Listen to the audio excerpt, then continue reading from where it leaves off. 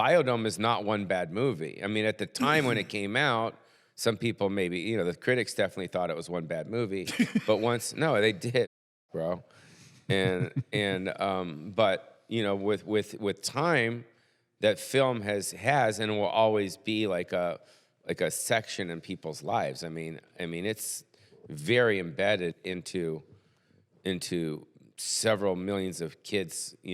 They're growing up with it. It's weird to ever have somebody walk up to you and say, "That's the best movie I've ever seen." Yeah, I know. I mean, you have other films in your filmography that, yeah, and like it's really cool now because like I get to explain to my daughter, Alaya, I'll be like, or younger people today, not necessarily about me. It's different about you, bro. You were specifically you carried movies that were successful. That's one. Some of those movies, some stoners are like, no, dude, it's the best movie. It's their funniest film. So it is weird, especially with Biodome, because it just worked. I followed your lead brilliantly. Can I ask? How did that come to be? How did Biodome come to be? What was the story behind? What's the story behind you guys getting Biodome and working together? Oh. Yeah. How'd you not hear him the 3 times that he said it? I heard him perfectly. It's not just me. Yeah, no, I heard him perfectly. Basically, what happened is I was starring in films, and this film came to me. And Steve was hot off of, I think it was Usual Suspects, and he was very close with Brad Cravoy, who did Dumb and Dumber and a whole bunch of other really silly comedies. And he's like, yo, you two guys. And I was a fan of Steven's.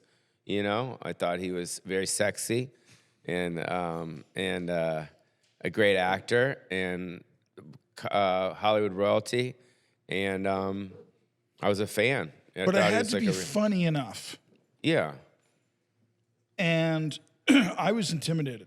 Because there is the infamous phone call where, I won't say the quote, but I called a friend and I said, hey, man, everybody thinks I ought to do this and that and this and that. But, man, I think Pauly's funny, man. He's funny. And I just think that if we do this kind of hour, Mutt and Jeff kind of stoner version, I think I could get Pauly enough on the reactionary thing with the comedy timing that it could be pretty funny. But it was funnier than that, in my opinion. Because when we... Well, you followed my lead. You followed my lead. But a lot of the time you would say to me, bro, just shut up. And you literally... I want to pay you a compliment quickly, and I just don't want to forget this. It's the free Mahi Mahi story. Only twice in my career, and you're going to think I'm full of shit. Let me just go, free Mahi Mahi. Free Mahi Mahi, if you will. Okay, go on. You know how many times he just came in his pants, people have said that to me in the last 30 years? Yeah. Over 100 in 30 years. I've had at an airport, at a Starbucks, at a bra sec free Mahi Mahi. Right. That's because that was like wasn't an improv, right? Complete and total improvisation on your part. Yeah. The only other time that ever happened to me was on Casualties of War. Michael J. Fox, to pay you a compliment. Oh, wow. We were shooting a scene, and he was standing with one of the extras. And the extra, it's a Vietnam film. So this little kid has to say to him, blah, blah, blah, in Vietnamese. And he goes, oh, look. And he takes a Hershey bar out. And he goes, oh, Hershey bar, number 1. And he goes, Hershey bar. That's the line. Hershey bar, number 1. And we're rehearsing the scene. And Michael J. Fox goes, the great American chocolate bar. During the rehearsal, he sings the Hershey song. Right. And he does it 2 or 3 times in the rehearsal. And I look at him before we shoot, and I go to Mike Fox, you're not really going to sing the song, are you? And Mike Fox goes just like this. Make a couple movies. This is like your 2nd or 3rd film. Make a couple movies. Then come back and ask me that question again. Why did he say that? He was just kicking me in the nuts a little bit, like going, I'm Mike Fox. You don't have to ask me if I'm making the right choice. Oh, got it. The subtext of what he was saying. Got it. But he improv'd it in the film. And it really, I wasn't questioning or judging the choice. I was asking him, were you just doing that for rehearsal? But he did it for the film. only because for the character, that improv worked. Bro, we're on the set. I remember it like it was yesterday. And you're like, and the director's there and everybody's there and we're doing it, you know? And you're, remember? And you literally went, wait a second, still rolling. Let me just, you literally just blurted it out. Let me do one like still rolling. It was like one of those. Right. And you were like, look, and we have to set the Mahi free. Like, free Mahi. You just said it in this incredible mischievous panic. And it was priceless. And the best part is, just like Mike Fox, I'm going, I'm rolling with it. You're going, trying to figure it out. If this makes the cut, I'll be surprised.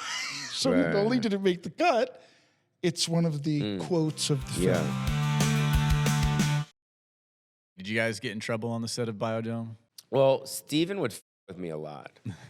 You know, he would like literally like.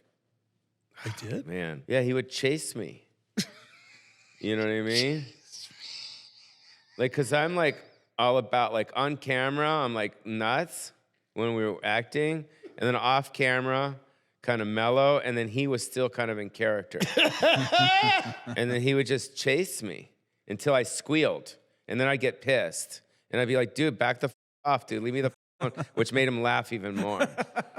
Remember? Because you would always fuck with me. Well, no, because I knew I had to keep like a little bit of the character. vibration. Yeah. The antagonistic, Yeah. you know, tugging on your coattail, you know, for Like bugging me. Well, yeah, you were like, you know, in the real characters, you were the provider. Yeah. You were like the dad. You were the older brother. Yeah. Because we always did it your way. Yeah. So if I wanted to live a snap, you know, I had to, had to resort to your leadership, so to speak. Yeah. No, it was cool. It was fun. But we never did anything bad. We couldn't. It was such a, professional production. Yeah, it was fun. I mean, I really. And then there were other great actors in it. Great, yeah. What's his name? The lead scientist. William Atherton. Mm-hmm. Brilliant, yeah. Well, that's the thing about comedy. A lot of people don't know.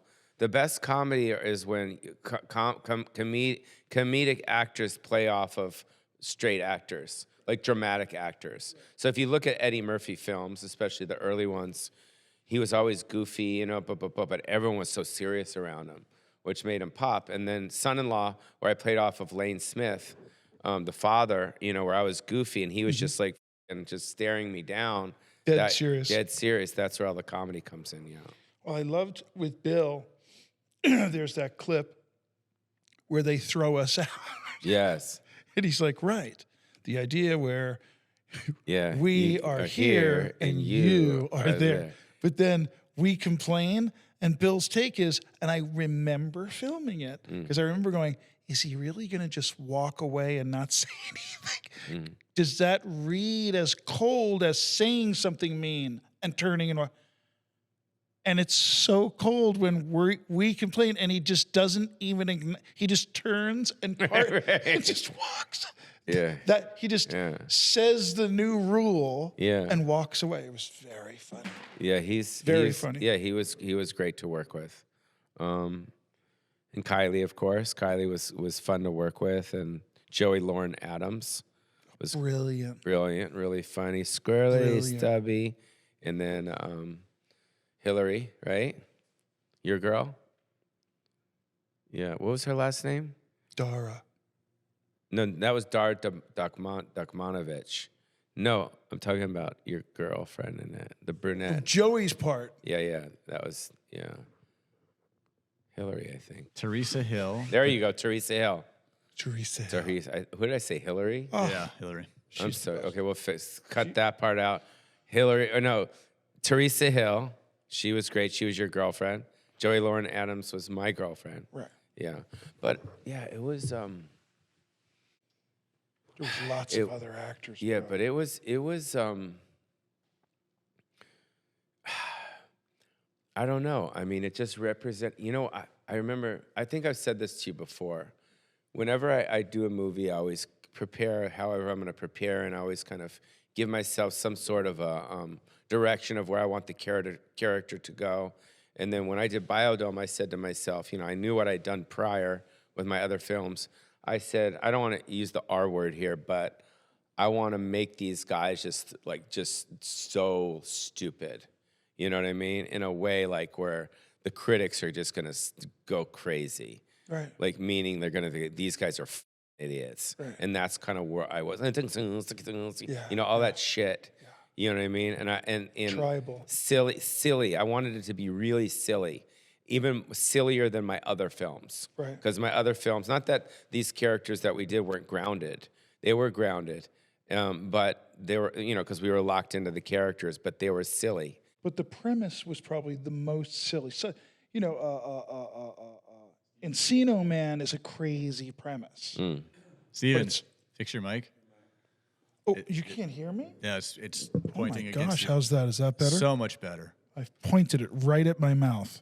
But yeah, I told myself, you know, as I'm preparing, I just want this to be like the live action version of Beavis and Butthead. Right. You know, which is what I told myself, which was those are silly characters, yeah. Did you do that a lot with your movies? Like think about like how to pretty much give FUs to the critics? No. It was mostly just this film.